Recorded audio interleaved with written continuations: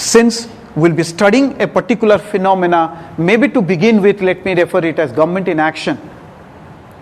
So here, we would require to predict the cause and consequence with regard to this government in action.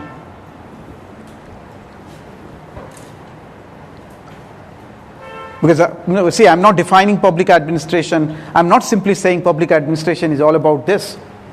I'm simply trying to say that generally, normally,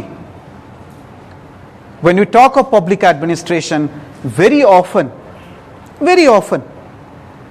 what comes to our mind is public administration is a study of government.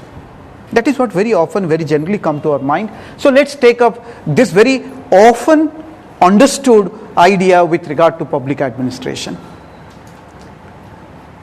So if we say that public administration is all about studying and understanding government and its functioning, that means government is undertaking certain activity in order to attain a goal or certain set of goals. So it's a study of government. And why do you study? Why do you study physics? Why did you study biology? Why did you study, if at all, any discipline? Because every discipline, each and every scientific study is only aimed at bettering the state of affair of human being and its society. All the discipline. We study physics for whom? Us. We study biology for whom? Us. We study psychology for whom? Us. Each and every discipline is a purposive discipline aimed at bettering the life chances of a human being as well the human society. So also goes for public administration. If it studies government and studies the function of the government, so that means government is operating in order to attain something that is for the well-being of people.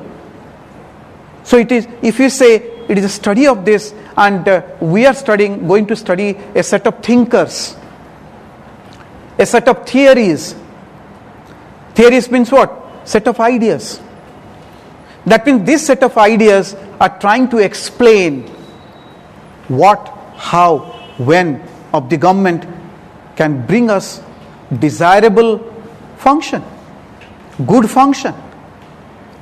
And what of the government, how of the government, where of the government, when of the government might result into some bad consequences or undesirable consequences. So understanding this is going to help us make government better.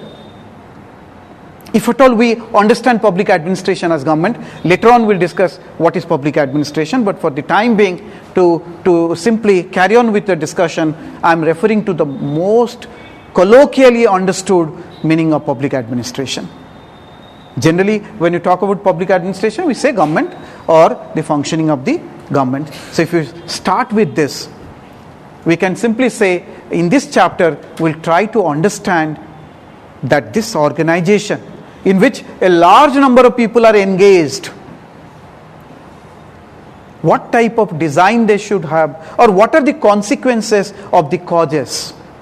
In this entire endeavor, in this entire arrangement, what causes are leading to what consequences. This very understanding is what been captured within the thinkers that we're going to see.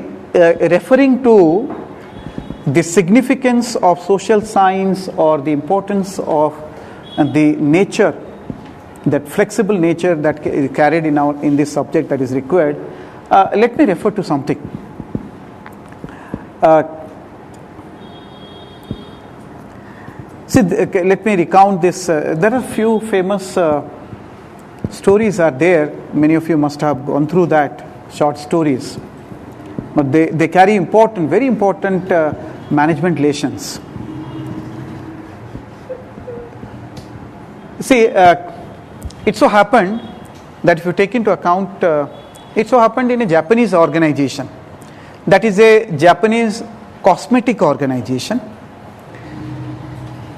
It's a very big multinational company.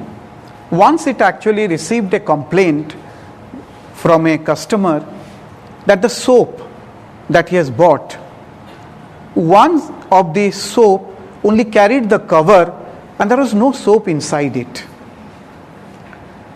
So it actually became very serious to the top management that how could it happen?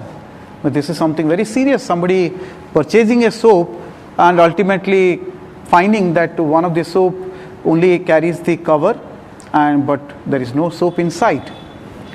So they inquired about it and found out that the machine that is actually set up, yes, there is a possibility, that is actually the case, that in between there will be some cases where the cover will be there but soap may not be inside it. So that actually created a problem, because you need to have in every soap not only the cover of the soap but also the soap should be there inside. So they summoned their engineers and said what we need to do. Then the engineers gave a suggestion that, sir, we can set up an X-ray machine subsequent to the every assembly set where the final product has been packed and it is finally going for, let's say, the packed into the carton and all this. Before that, we can have an X-ray machine, and there can be supervisors keenly noticing, and in that we can find out that which soap is actually without a soap inside it. So we can remove those defective pieces. But see, that was very complicated. It required a lot of concentration on the part of the supervisors. The investment was more.